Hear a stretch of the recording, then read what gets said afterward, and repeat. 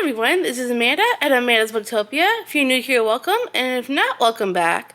And today I'm going to be unboxing my October Book of the Month box. Small box this time around. I only picked out 3, but I am excited for all 3 of these. So why don't we get right on into the box, shall we? If I could open it.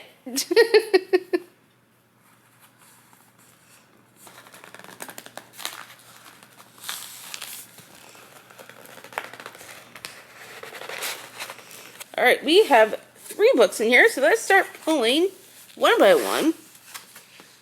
And first, I am going to share with you my main pick for the month. So the first book that I used my credit on was Red City by Marie Lu. And this came with like special sprayed edges, which I think is really cool. I love that they're doing sprayed edges on Book of the Month now because it makes them even more special and a lot more affordable. So if you want a good special edition like this and you can't afford to get it elsewhere, Book of the Month is the best place to do it because it's only like $14. It's $11. Technically, you could use your credit, then you only have to pay like an extra $2 and change. But it's actually not too bad. So you're paying like 14 bucks for a really, really nice book. I mean, look at these sprayed edges. How pretty is that? And if you want to try and look for one for yourself, even though my video is not being sponsored, you can still find my referral link down below. Because you could get this book with these sprayed edges for super affordable prices. So I still think it's definitely useful to have. And this, I believe this is the author's first foray into adult fantasy. And I don't know much about it, but it does say, when you win the game of power, who do you lose? Interesting. Then it says, alchemy is a hidden art of transformation, an exclusive power wielded by crime syndicates that market it to the world's elites in the form of sand, a drug that enhances those who take it into a more perfect version of themselves. More beautiful, more charismatic, simply more. Among the gleaming skyscrapers and rolling foothills of Angel City, alchemy is controlled by 2 rival syndicates. For years, Grand Central and Lumines have been balanced on a razor's edge between polite negotiation and outright violence. But when 2 childhood friends step into that delicate equation, the city and the past of their lives will be irrevocably changed.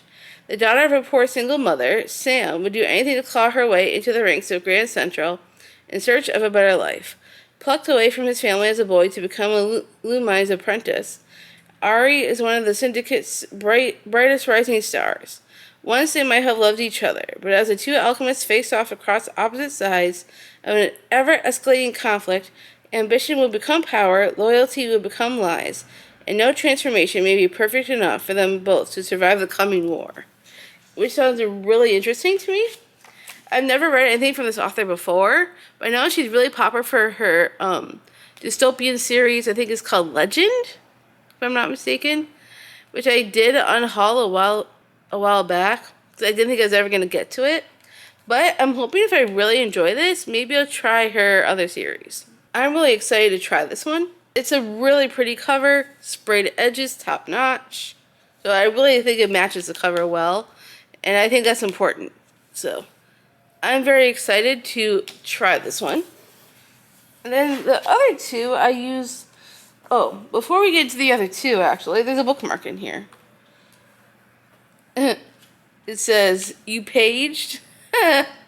That's cute. Alright, and then the other 2 books were my add-ons. Let me see what we got here. My first add-on was A Possession of Alba Diaz by Isabel Cañas. I've never read anything from this author before either. However, I love a good possession story. It's one of my all-time favorite horror subgenres. It's possessions. And so this makes me very interested. It says, when a demonic presence awakens deep in a Mexican silver mine, the young woman it seizes must turn to the one man she shouldn't trust. And it takes place in 1765. Zacatecas. I'm not sure where that's located, but it's somewhere. But it has, all I know is that she's going to be possessed at some point. And those are some of my favorite horror movie subgenres to watch as well, not just read. So I'm very excited to give this one a go. I'm hoping this is going to be fun and a spooky, fun time. Oh. Gotta fix that. But this is right up my alley. So I love historical fiction. Throw in a possession, I'm there. And the last one was actually was technically a main pick, except I couldn't have two main picks, obviously. So the other one I just added to my box as an extra, because I really wanted this one. And that is The Haunting of Payne's Hollow by Kelly Armstrong. I read another book from her back in May, and surprisingly really enjoyed it. And when I saw this, I'm like, ooh, I gotta have this one. I also really like this cover. I mean, it's a little bit dark and spooky, but I love a good spooky cover. Then on the back, it shows like the house and like in a spooky time, kinda. And I don't know much except that it's Kelly Armstrong and I had to have it. Let's see a little bit more what it's about. It says, when Samantha Payne's grandfather dies, she figures she won't even get a mention in the will. After all, she hasn't seen him in 14 years, not since her father took his own life after being accused of murdering a child at their lakefront cottage.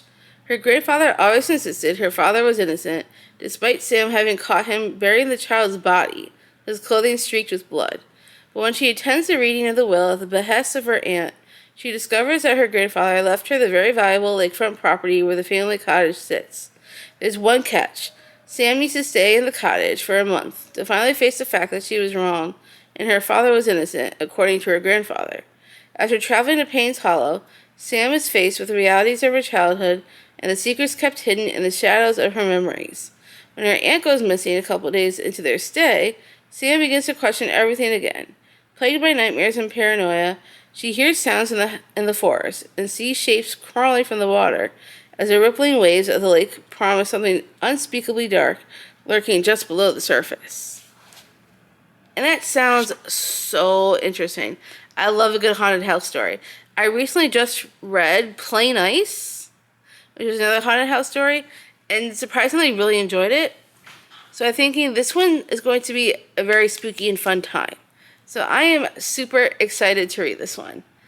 I would love to try and fit this in this fall season if I can. Because of the other book I read from her that I really enjoyed, I think I'm going to really enjoy this one as well. So I am so excited for it. And then those are the 3 books that I got from Book of the Month for the month of October. Which ones did you pick? I'm very curious to know. Do you plan to read any of these yourself? If you want a buddy read, feel free to hit me up. My socials are always linked down below, so you can always message me if you want a buddy read. And if you have already read these, let me know your thoughts, because I'm always interested in hearing that. And if you got this far into the video and you don't feel like being chatty, why don't you leave me a house emoji? Because there's a house on the back of this book. So, and thank you so much for stopping by. If you like this video, give me a huge thumbs up. If you want to see more bookish content from me, make sure you smash the subscribe button down below. And I'll see you on the next one.